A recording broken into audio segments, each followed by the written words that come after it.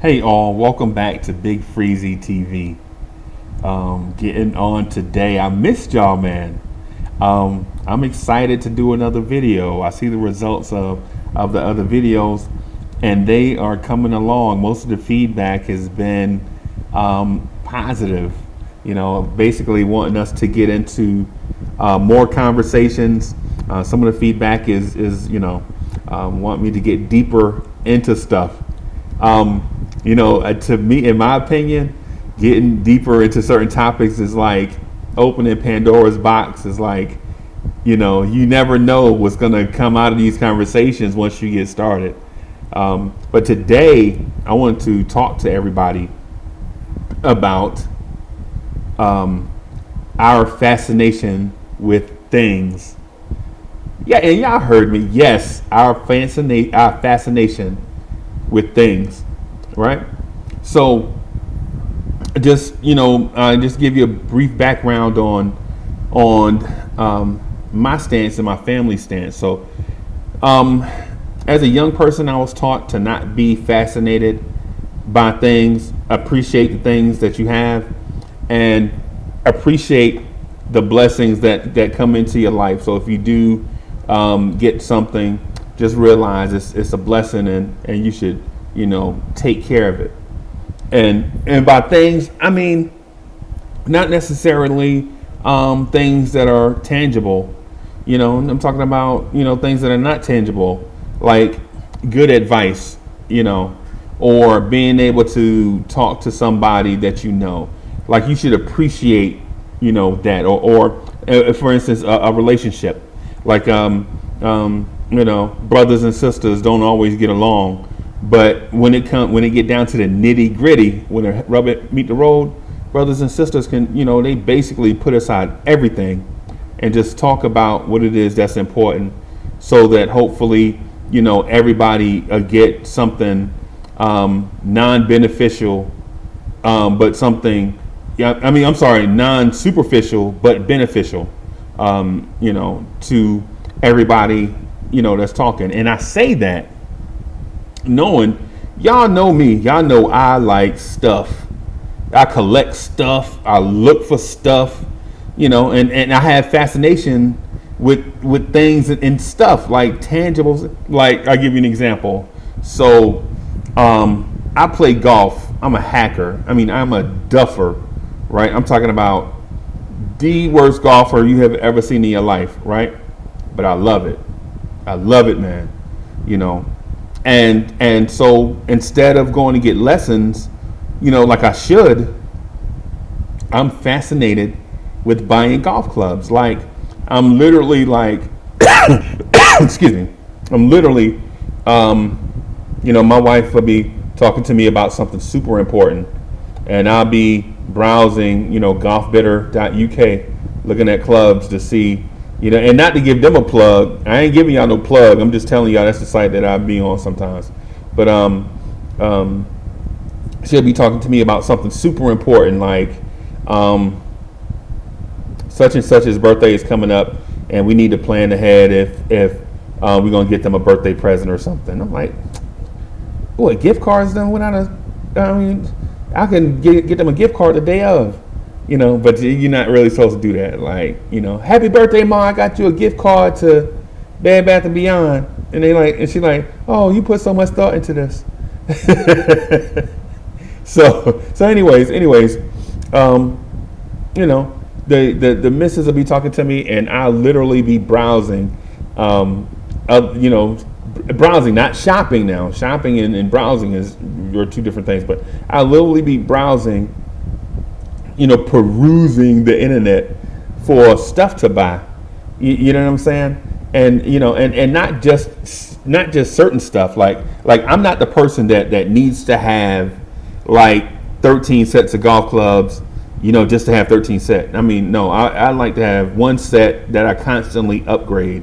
Take an old one out and replace it with a new one. So I have this fascination with this set called, and for those of y'all that don't play golf, this is not a golf video. This is, talking about our fascination of things or whatever. And so, I have this fascination with this set. It's called, it's a Mizuno MP20s. They're irons.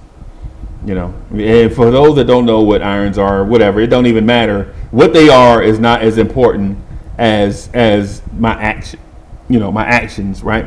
So I find myself trying to find a way to fit the cost of Mizuno MP20s into my budget. Hey, I got a junk car in the yard. Maybe if I sell it, yeah, maybe if I sell it, I can have enough money to buy those irons, And people are like, man, you gonna sell a car to go buy some golf clubs? Are you crazy? But it's one of those things, like when you're fascinated with a certain thing and you feel like you don't necessarily need it, but you really feel strongly about having it. It's one of those things you can't really get it off your mind until you get it off your mind, right? And people judge me. They're like, man, you spend all that money on golf clubs and blah blah blah. And I look at their feet I look at their feet, and they always have on brand new shoes. So those that are judging me right now about my fascination with things, don't make me call you out, because I will call you out on Facebook or in the comment section later on, because I know that some of y'all are fascinated with things, right? I know y'all love to shop, and I know y'all find 1,000 excuses to buy the things that you want, right? And so I think I'm in that boat. I don't know if this is right or wrong to have a fascination with things. Like I'm literally like going to the bed. Like I'll wake up in the middle of the night to go pee, and don't act like I'm the only person to wake up in the middle of the night to go pee, because whatever. Don't be petty, y'all. Don't be petty. So anyway, if I'm walking by my phone, I'll pick up the phone and look to see if Golf Bidder has it for a cheaper price. And sometimes I'm like, the set went down $10. How much is shipping and handling? Oh, shipping and handling is still $26. And it, to be here next day, man, I'll wait. That's me, my fascination with things. Yeah, I'm telling you. I have the eBay, and just changing subject. So I have the eBay app on my phone. And this is a bad habit I picked up. So I picked up this weird habit a few years ago when my brother Byron was sick and was in the hospital, right? And basically how it goes is this. So I'm at work late one Friday night. Thanks, Derek Dutcher. Appreciate you. Anyway, so I'm at work late one Friday night, and I get this call from my mom. My mom was like, "Hey, man, Byron's in the hospital. He's not doing good. You need to come on." So I'm like, "Okay."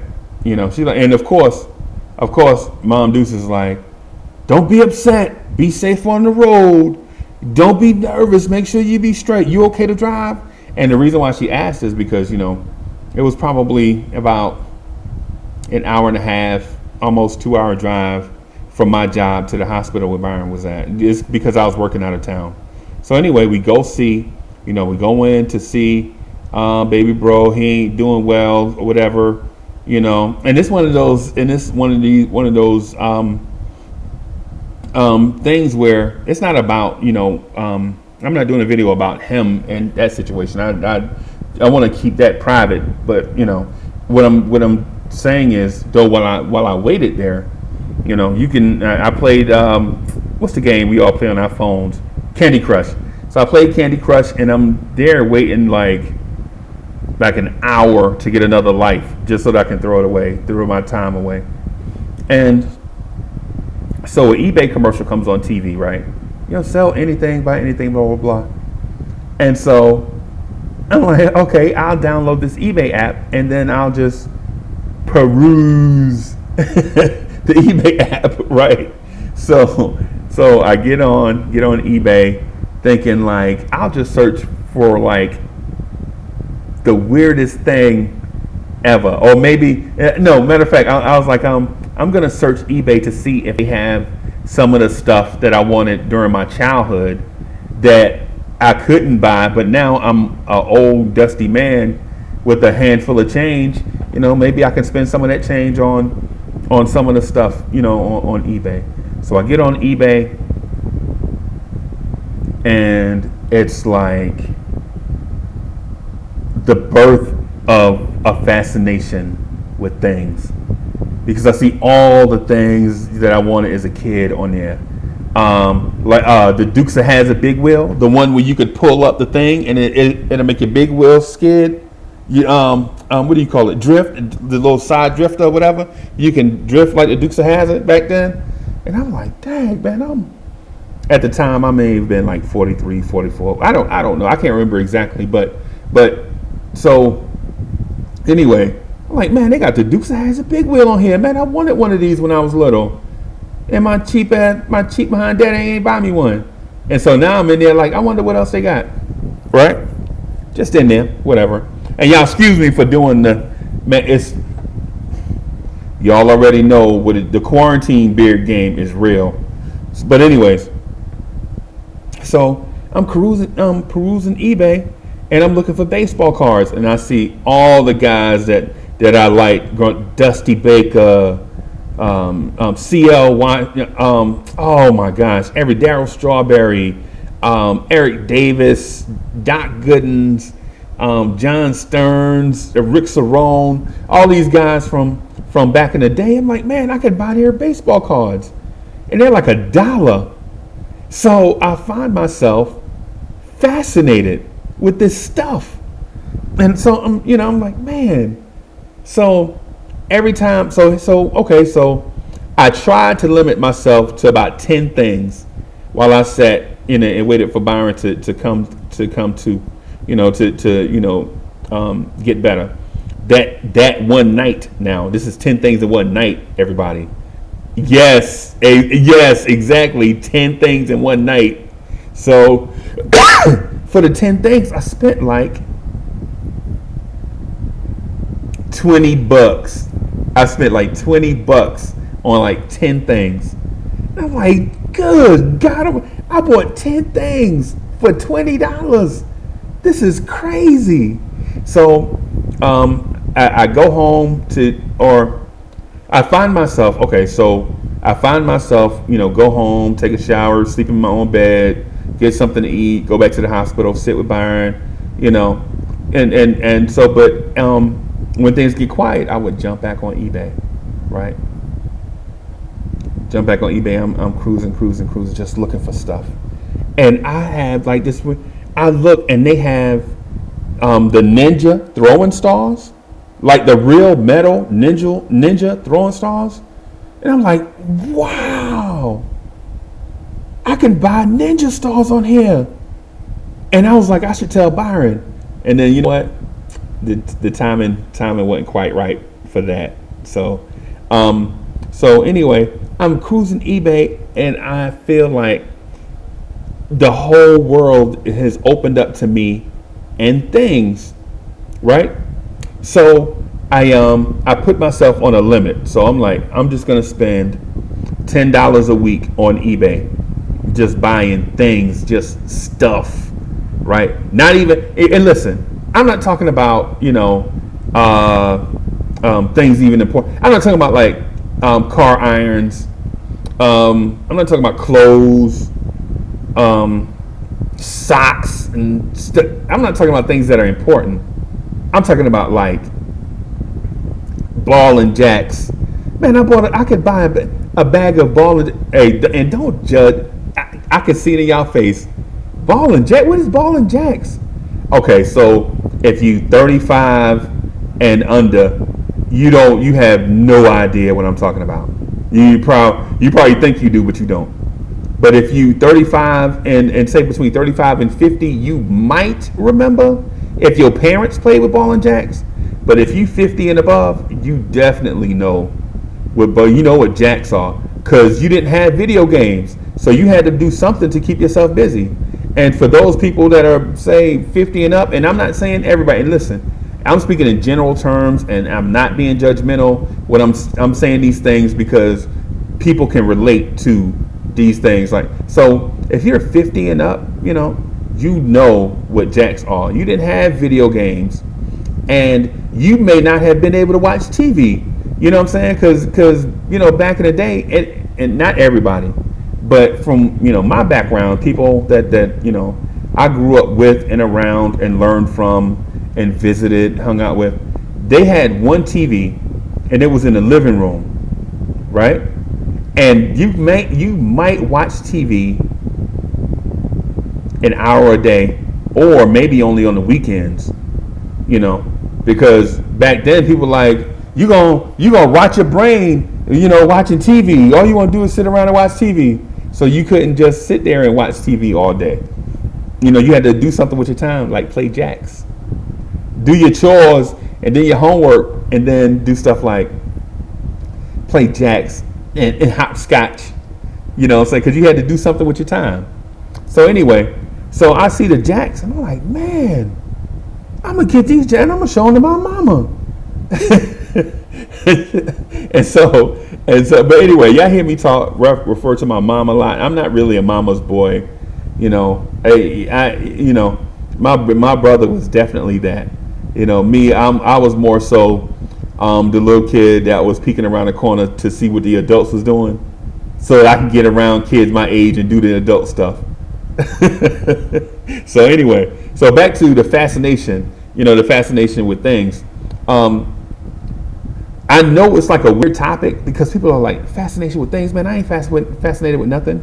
But then, I see people in church, praying for this new house. They praying. They're like, oh my, I'm gonna plant this seed for such and such. Or I'll be at work and walk by somebody's cubicle or whatever, and I see the whole cubicle posterized with cars, like dream cars and stuff. So don't judge me, because I know y'all are out there. Y'all are probably, you may be more fascinated with stuff than I am. I have acute fascination. Like I'm not fascinated with everything. Hey man, listen. When I say I'm not fascinated with everything, I'm not. But the things that I am fascinated with, I am like in hook, line, and sinker. I mean, I'm in, like golf clubs, I'm in on that. And I don't see that changing, period. But let me ask you this. Is being fascinated with stuff a bad thing? Let me know what y'all think in the comments below. Our fascination with things and stuff. Okay, so let me get back to, so I made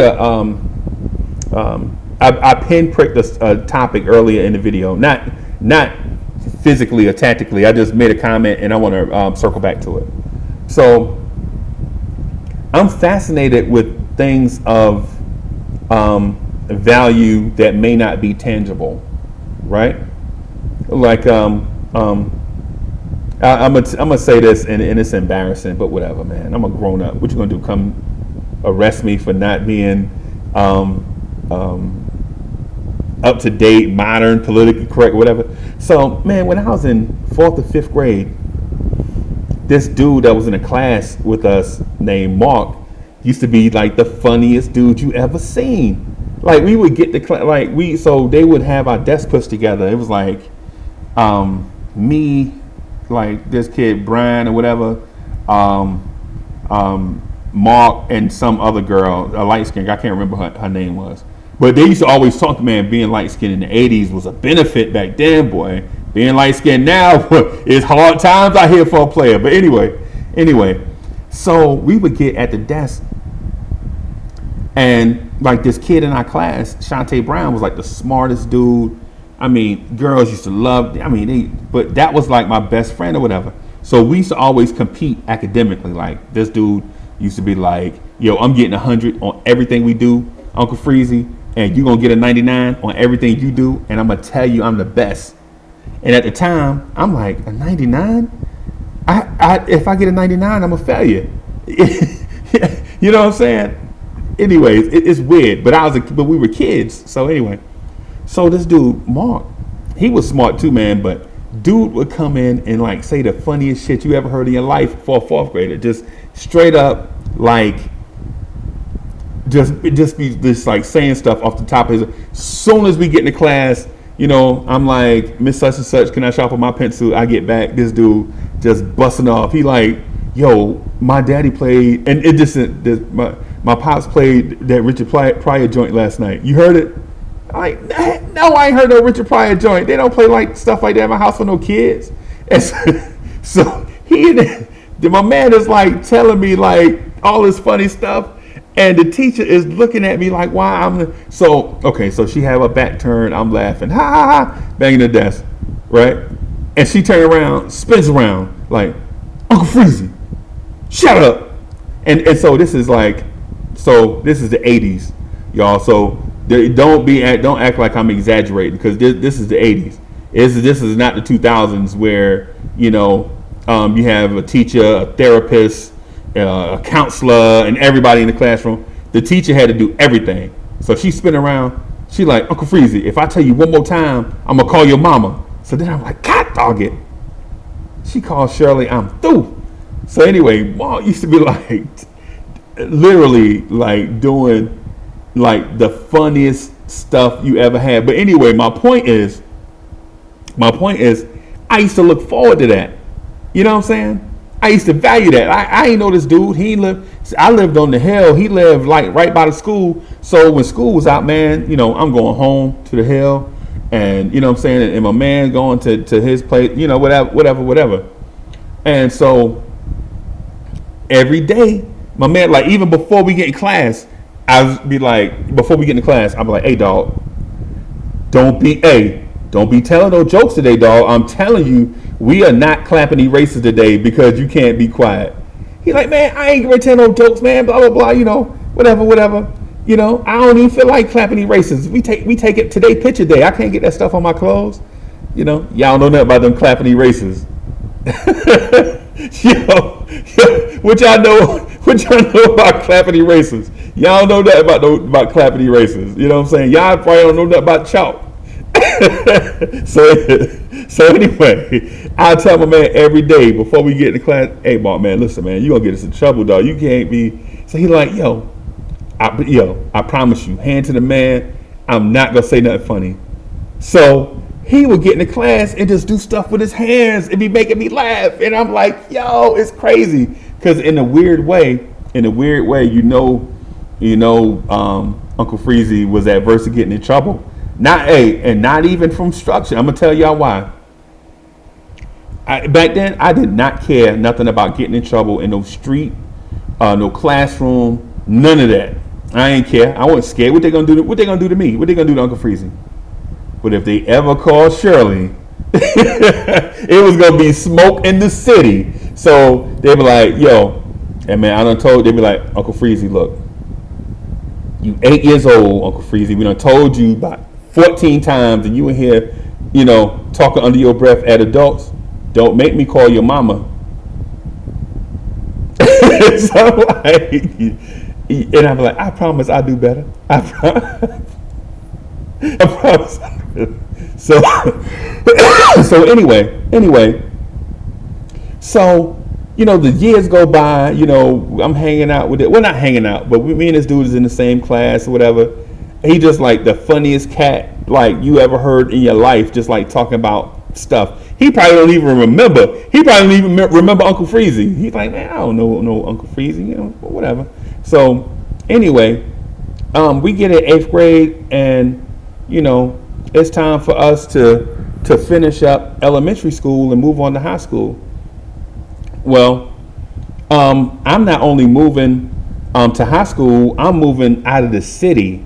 You know what I'm saying? My mom tell me like at the beginning of the 8th grade, or I think she tells me, no. Let me take that back. I did go to high school in 9th grade. But so not only are we about to graduate from 8th grade, I'm not going to school, the same high school with these cats. They're going to go to Snyder, and I'm going to go to high school all the way across the city to a school called Dickinson, right? I know this towards the end of the year. I'm like, yeah, everybody talking about what high school they're gonna go to.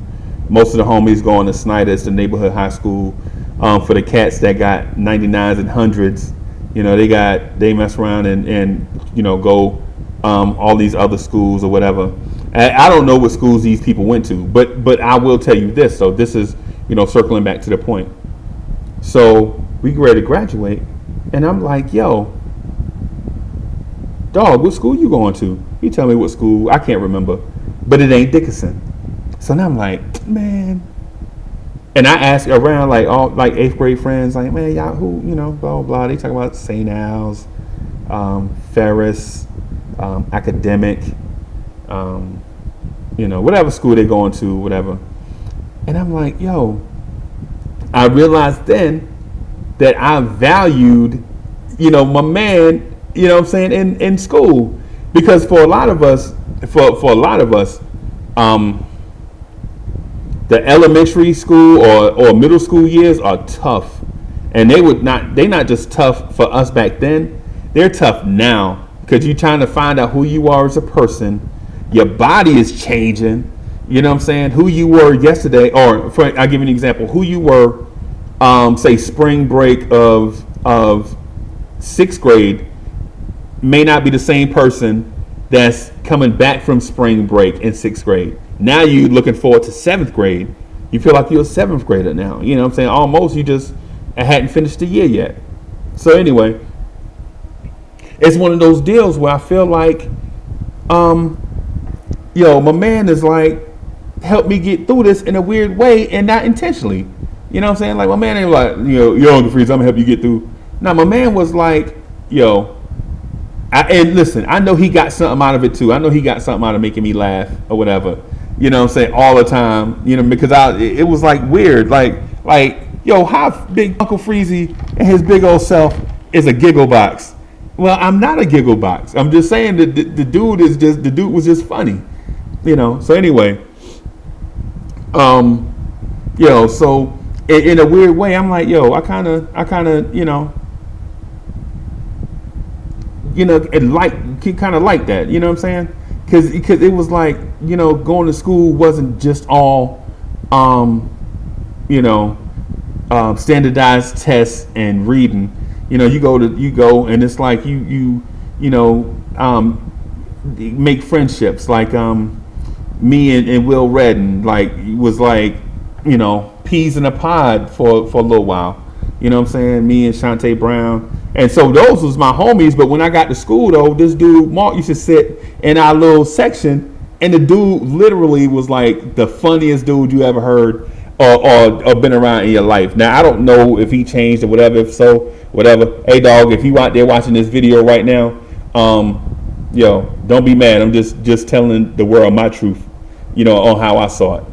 So, and then too, like, so as I get older, I kind of establish this odd relationship with my Uncle Leon. He was a Marine. He passed away way too young. And I say it was an odd relationship because my pops was around, but he really wasn't around. You know what I'm saying? So he was like, my pops was around, but he was always like headed somewhere. Like I feel like my entire life I struggled to get him to myself, and I never could. And it's one of those things that I regret. That's one of those things I would have valued as something. Like I told you that I have a fascination with things. I would definitely have valued that. And conversely, I'm kind of the opposite way to my kids. Like I'm always intrusive, I guess is the word I should use, because they're like, man, golly, Dad, give me some room. But I'm like, man, I got to make up for it. My pops wasn't here, and now I'm here doing the same thing, so I got to do it double time. Sorry. Sorry. Hey, this is just life. So anyway, to Uncle Leon, he was one of those people that did a lot of stuff that was good. You could tell he was you could tell he was a good person. And some people, okay, so some people are good people and you can tell they're trying to be good. Like they're literally like, I'm trying to be good, but it's not easy. With me and Uncle Leon's relationship, it was like the dude came across as earnest, No, not the man's name, fool. Somebody truthful and real. For y'all like Ernest, who is Ernest? So anyway, so he did some things so I was fascinated with how he spoke to me as an adult to um a frustrated, anger-filled child, looking to I was like a called up spring, man. I could be laughing 1 minute and then ready to just go off the next. You know what I'm saying? I don't, and I know that came from a lot of frustrations or whatever. But listen, that's not the point of this talk. The point of the talk I'm talking about is how I valued our relationship, and it is a thing, because some people don't have relationships with people, and you can tell they don't know how to maintain relationships with people. So relationships are a thing that should be pruned like a garden. You should take care of it. Treat it as if it's something. Make sure you whatever. That's another talk for another day. But anyway, with him, I knew how to draw. Right? He knew how to draw. He used to blow people away with the way he could draw. Right? So I could draw. I think, and I don't know if I ever told him to his face, but I think I'm better than him. But anyway, he passed on a long time, maybe 30 years now, man. And rest in peace with him too. But he used to teach me stuff like, hey man, don't be so aggressive with that pencil. Stop stabbing the paper. Glide your lines. Like when you draw, glide those lines. Be careful. You don't have to stab the paper, and draw everything so heavy handed. Just be gentle with it. And so I was like, what? I'm a man. He's like, man, you 12. And I'm like, I'm a man. He's like, you ain't no man. You a... So anyway, he taught me like little stuff like, take your time with stuff. You don't have to be in a rush to do everything. You know what I'm saying? Like, people are like, man, hurry up, blah, blah, blah. And so he would say, put little gems in my head, like, anything, worth having is worth taking care of. Like, so if you really want this drawing to be, perfect, just take your time and do it. So when I was young, I used to be like, take your time and draw it right. And then as I got older, I realized he told me anything worth having is worth taking care of, or caring for, or taking care of. And so it's like little stuff like that. Like when I'm 12, I'm thinking about what he said about drawing. When I'm 16, I'm thinking about, hey, it was actually two parts to that thing he said. What was the other thing he said? And then when I get like older, I realize, man, this dude dropped so many gems on me when I was little that it's hard for me to even imagine all the advice he was giving me at once. All I was doing was listening, like, because he used to tell me, all right, so just, I promise I'm gonna get back to the topic, but I got to say this so you'll have some context. So Uncle Leon was ex-Marine. He was tall, man. They say he was like 6'7". I don't know, man. I don't remember that. I think he might have been like 6'5". But look, at the time I was talking to him, I was like 6'1". I was like 12 years old and 6'1" and about 118 pounds, right? So people are like, golly, Uncle Freezy, you were 6'1", 118. I may have been like 6'1", 125. Y'all bulked up a little bit. I bulked up some because in 8th grade, we were doing basketball physicals, and I was like 5'9", 112. And so I bulked up a little bit. I gained like 6. My mom used to take me to White Castles. I used to take that $2 and eat like a king, boy. I got up to about 118. You couldn't tell me nothing. And I was in 8th grade. What? You couldn't tell Uncle Freezy nothing. But anyway, so me and Uncle Leon kind of had like the same like body type, except he was a big, tall, strong dude, right? And I was just a tall dude. So he was like, basketball advice. He used to be like, Uncle Freezy, when you go to the hole, don't try to double pump. double reverse layup between your legs to go to the basket strong. That's why the coach keep taking you out the game. And I'm like, man, you ain't gonna go in there and get me killed. And so he used to be like, hey, when there's a loose ball on the floor and you think the coach gonna take you out the game, just dive for all the loose balls, man. Take all the charges, dive for all the loose balls, all of that. I'm telling you, the coach will keep you in the game. And I'm like, but what about I can shoot? He like, don't worry about shooting, man. Don't worry about shooting at all. Just dive for loose balls, take charges, and do all the little stuff. And I promise you, the coach will keep you in the game. So anyway, so ninth grade, I'm playing ball. Coach keep taking me out the game. I can't get and shout out to Kenny Washington, by the way. But anyway, so coach keep taking me out the game. I'm like, hey man, why you keep taking me out the game? You know I'm from the Hill. And so for people that don't know the Hill, that's a spot in Jersey City that's supposed to be tough, and probably is tough. It's tough. It was a tough place to grow up. But listen, the reason why I was saying it was not because the Hill made me tough. I was saying it because of the reputation of where I was from, and thought that it gave me some cachet instead of earning stuff on my own. So anyway, Uncle Leon like, hey man, did you dive for some loose balls? I was like, no, ain't nobody dying for no loose. Don't nobody do that. Yeah, I ain't Kurt Rambis. I ain't wearing no glasses in the game, taped up, have all these bruises. He's like, I promise you, if you dive for 3 loose balls, he'll keep you in the game. I'm telling you. And so we losing, so we playing. It's like the 4th game. We losing, getting our butt kicked. I think we losing like 36-11 or something.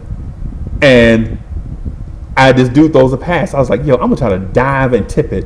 So I dove and tipped the ball, so it's rolling down court, right? I get up, outrun everybody to it, dive on the floor, and dive on the basketball, right? Now, hear me out. All right, so hear me out, because I'm not a superhero. Stay with me. So I dive on the ball, and it knocks all the wind out of me, right? So I'm on the ground like, Uncle Leon! So, who's Uncle Leon? Anyway, so I dive on the floor, and the coach I can hear his stack heel shoes running down the court now.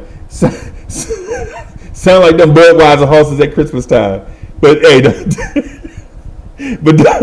don't judge people from the '80s, man, because we used to be clean, boy. I'm telling you. So he walked down there, and he's like, son, you okay? And I'm like,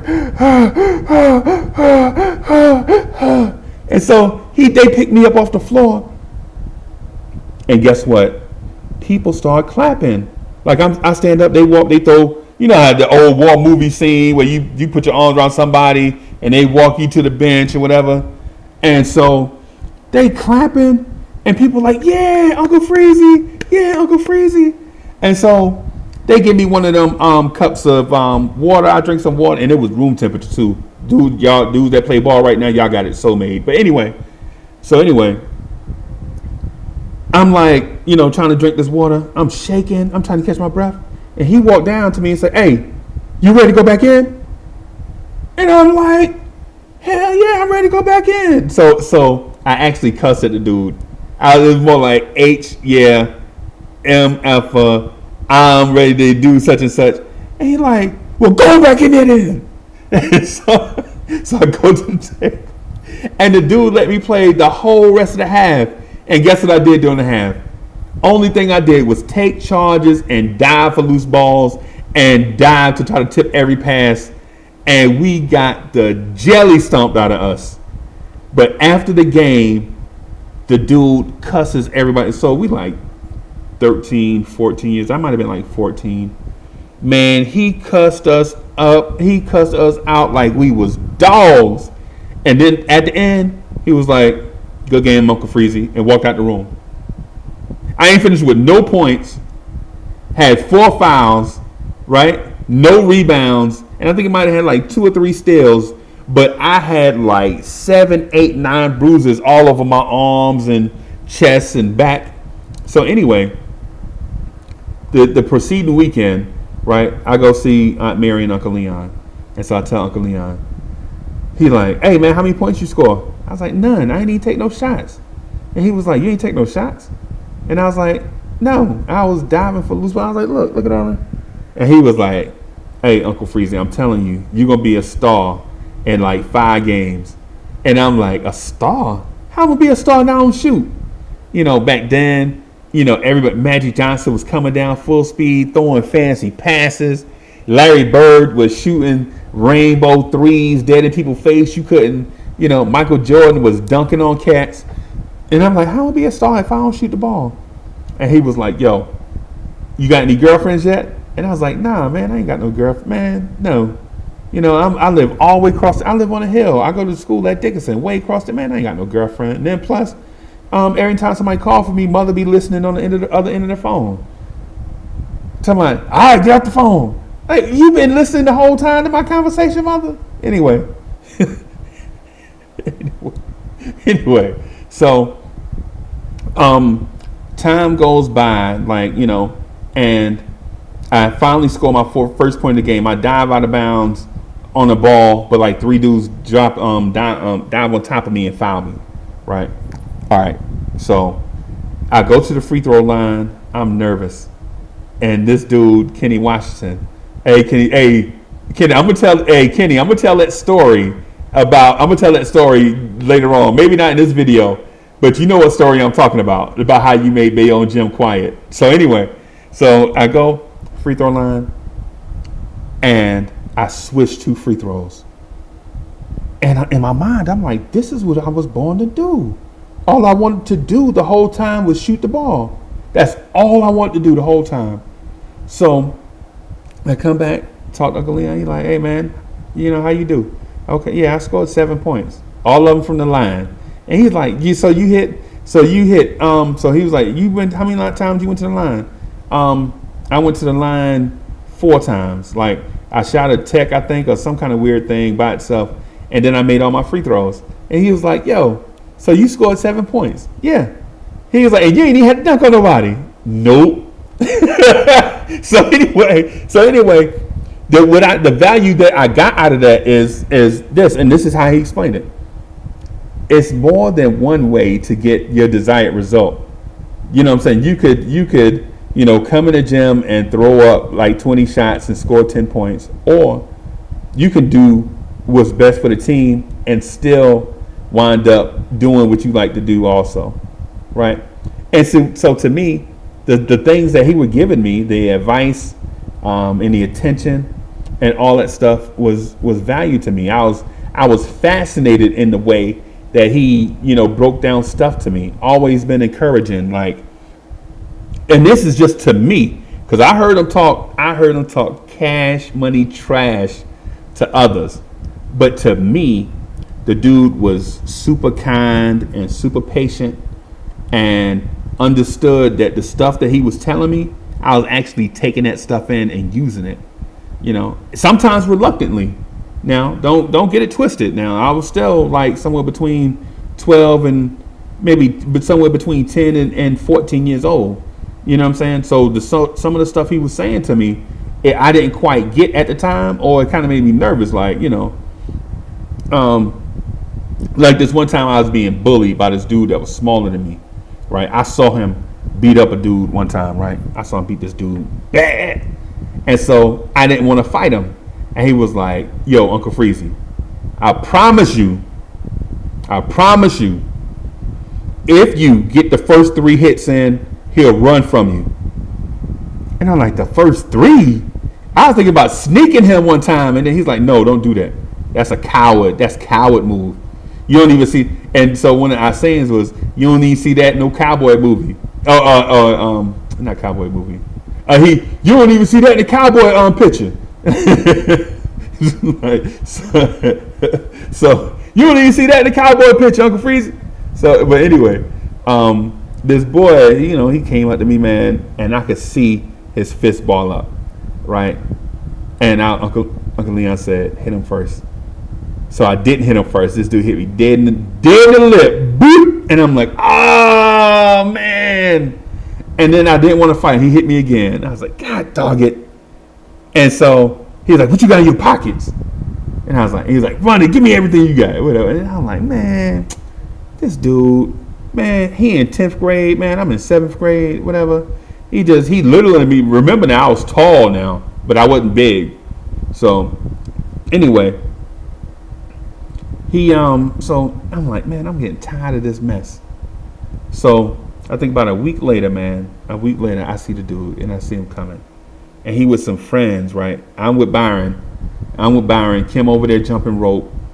Mother had just took the groceries upstairs, and I see him coming. It's like him and 3 or 4 other dudes, right? And so Byron's like, oh no, Scooter, he come. And I told Byron, I was like, hey man, I'm good. For the sake of video, YouTube stuff, I was like, I'm about to F this dude up. And Byron's got scared. Byron had went and sat on the stairs, and Byron started crying, like, oh no, he gonna hurt my brother. And then Kim that was jumping rope, Kim was like, oh boy, what is Uncle Freezy gonna do? So I see him. He's like, hey, y'all got money? And man, I balled up my fist so tight, I hit that joker dead in the eye. Boop! And then before he could catch his bearings, I hit him like 4 or 5 more times. Beep, beep, beep, beep. And listen, I'm not advocating violence. Now, this story has relevance to it. So, man, the dude had backed up and he was about to take off running. And I grabbed him by the back of his shirt, right? And he literally was trying to crawl out of that shirt to get away from me, right? Now, mind you, I'm a part of the bunch that used to get bullied back in the day because, for one, I didn't want to go home and tell Miss Shirley that I had been fighting in the street.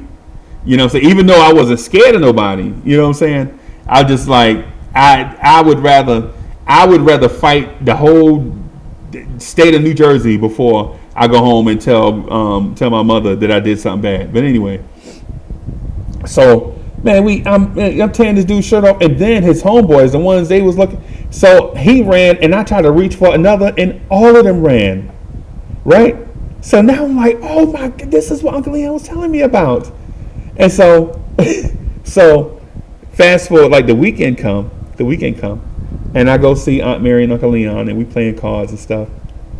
And so I got my chest out, you know. Uncle Leon like, hey man, go get me a beer. And Aunt Mary like, yeah, bring me a champagne. Like, y'all get your own beer. I was like, what? What'd you say?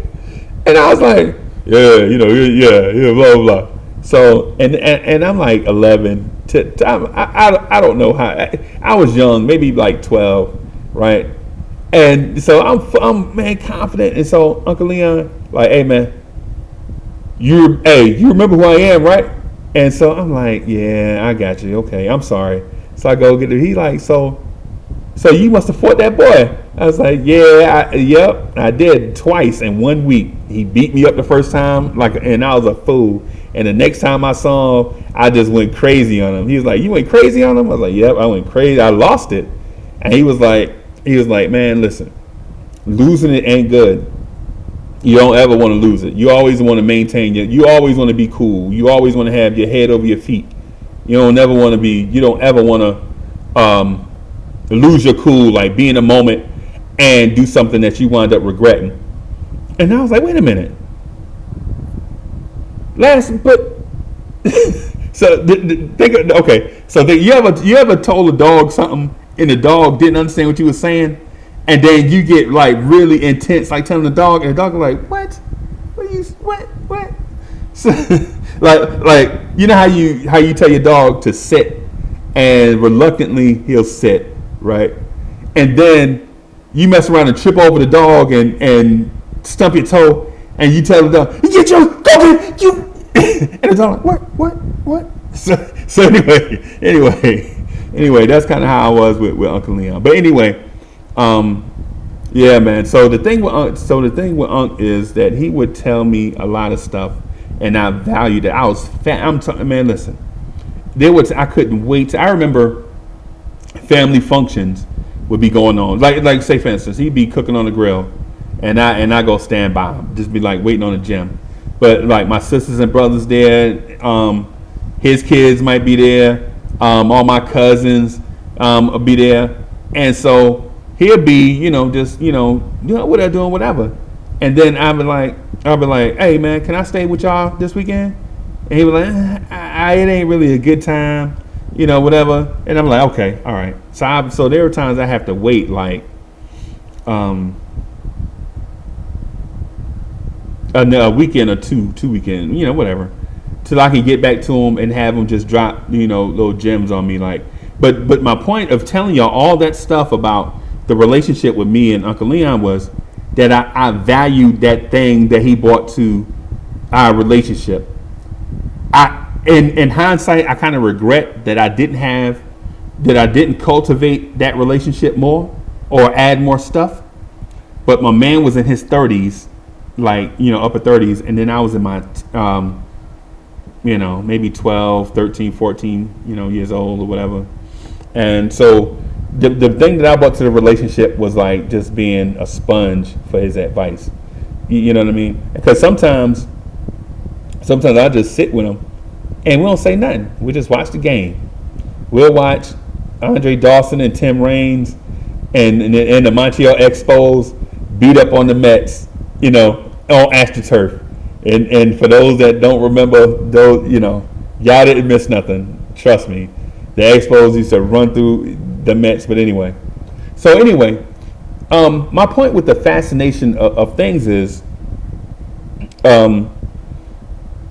some things, I feel like it's okay to be fascinated with, like new relationships. I feel like, new relationships are fascinating in that you get to learn about others while at the same time you learn something about yourself when in response to new people. Because you pretty much know who you are after you get to a certain point. Like, you know what you're going to like and not like. But then at the same time, when you get around new people, you get to learn more stuff about yourself because you bounce yourself off somebody else to see what it is that they like. And then, you either like or dislike whatever it is that happens. Like, for instance, so I have a really good friend named Ted Stambolitis, right? He and I met around 2000, something like that, the year 2000. And from day one, he and I were so similar in nature that it was scary, except, I'm like a 6 foot tall, guy from New Jersey. Family didn't have my family at the time. My family didn't have like much education. They were successful in endeavors and stuff now, but they just didn't have a lot of formal education and all that stuff. Good people, great people, great people. I come from a great family, both sides, every side. But Ted was this guy. He graduated from college, real witty and stuff. And so when we would get together, the dude would just make me laugh about stuff. You know what I'm saying? Like the dude. So we were in like a customer service call center type environment or whatever. And he and I, even though we were in different departments, we still had to deal with customers, right? And hey, for those of y'all that have never worked in a call center, people are like, they are like the funniest thing. It's like Zootopia. It's like, basically, this is like what it is. People are different types, and they feel like their type is the best. That's basically what it is. It's basically what. So anyway, I meet this guy Ted, and from day one he fascinated me. But at the same time, in some weird, bizarro twist of fate, I fascinated him. You know what I mean? So it was like, this is interesting and new. Like, how does Uncle Freezy fascinate other people? So in my mind, I'm thinking to myself, like, I'm not really special. Like, I'm not the most handsome, right? I'm not the richest. I'm not the smartest. I'm not the coolest.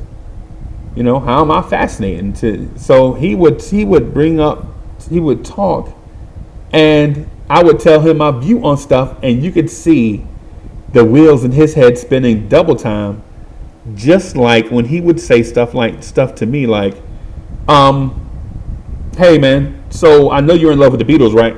And I'm like, no, I ain't in love with the Beatles. The Beatles can't sing. Have you ever heard Paul McCartney sing? Have you ever heard John Lennon sing? And so he would say stuff like, hey, you remember that Air Revolution commercial for Nike?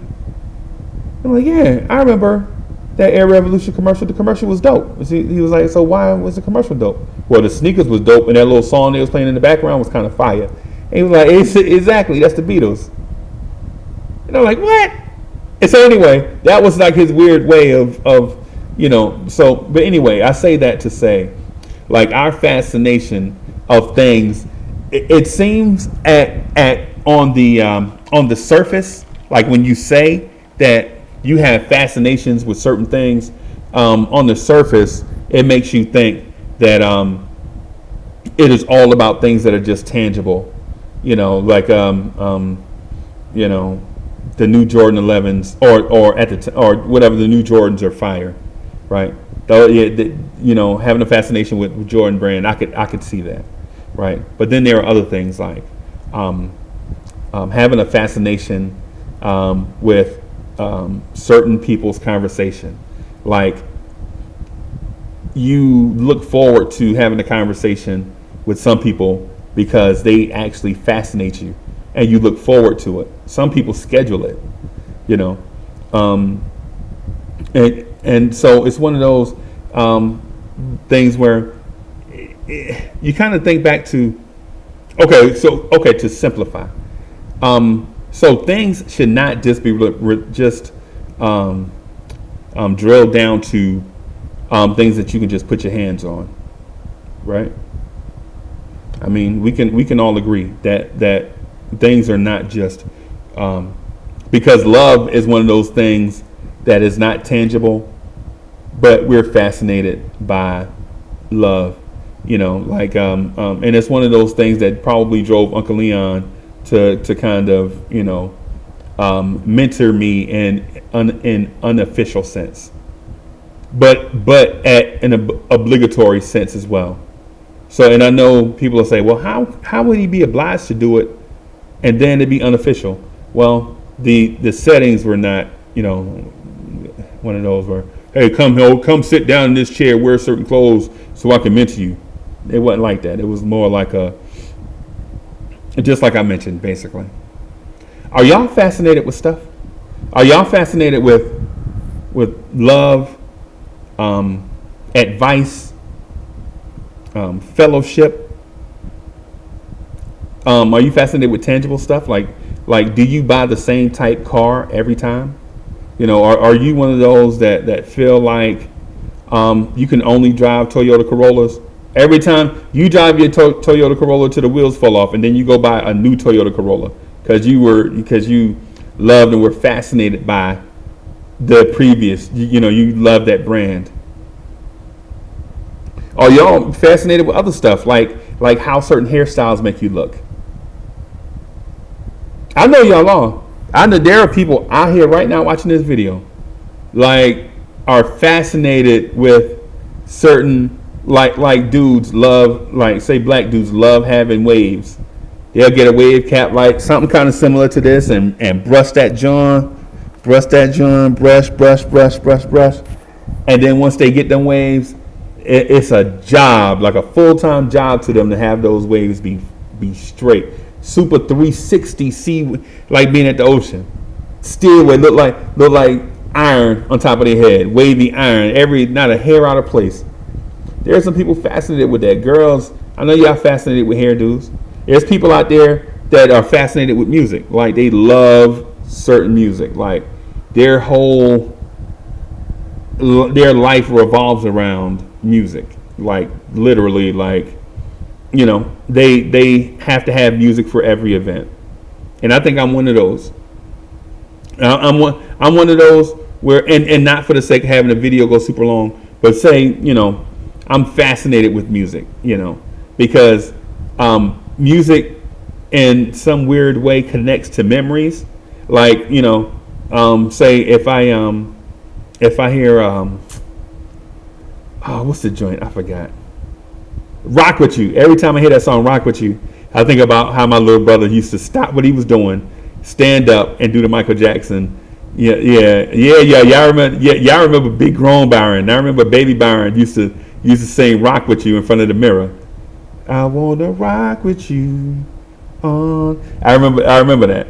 Not going nowhere. We getting ready to go to school. He ain't going nowhere. He just standing. He getting up because we up. You know what I'm saying? Because me and Kim up getting ready for school or getting ready to do whatever. So, anyways, this video has been an hour long. I spoke to y'all for an entire hour, right? Just sharing thoughts about the fascination of things. Listen, if you like what you heard and you want to continue the discussion, subscribe to the channel, share, like, and comment. Share on your social medias so that others can get involved as we look to grow the channel. I'm going to have guests on. It's hard to, everybody's schedule is weebly wobbly. So they continue to tell me that they want to be on so that we can have discussions about, relationships, like romantic and sexual relationships, how to break bad news to somebody that you love, how to be fiscally responsible, how to maintain friendships, things like that. So could watch all the videos on the channel. Of course, I expect feedback and such. But thanks y'all for y'all time, and I'll have another video posted soon.